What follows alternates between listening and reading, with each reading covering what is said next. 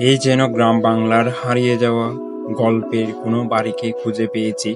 যখন আমরা পড়েছিলাম গল্পের মাঝে যে গোয়াল ভরা গরু, পুকুর ভরা মাছ আর আড়াল ভরা হাঁস মুরগি, এই বাংলার মানুষের অভাব ছিল না কোনো কিছুর। সেই একটা গ্রামের মধ্যেই যেন আমরা প্রবেশ করেছি। আপনারা দেখতে পাচ্ছেন হাঁস মুরগির পাশাপাশি এখানে সারি সারি অনেক গরু রয়েছে, গাছের মধ্যে কাঁঠাল রয়েছে আর পুকুর রয়েছে, পুকুর ভরা মাছ। যেন সেই গল্পের কোনো এক স্মৃতি খুঁজে পেয়েছি আমরা। বর্তমান সময়ে এসেও আমরা এমন দৃশ্য দেখে খুবই আপ্লুত হয়েছিলাম। বাংলার মানুষের সাথে কৃষি জিনিসটা সব সময় মিশেছিল এবং থাকবে।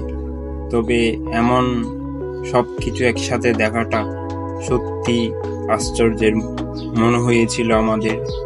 আপনারা দেখতেই পাচ্ছেন খুব সুন্দর একটি বাড়ি, সেখানে হাঁস মুরগি গরু পুকুরে মাছ সব কিছুই রয়েছে। এমন দৃশ্য সহজে দেখা যায় না।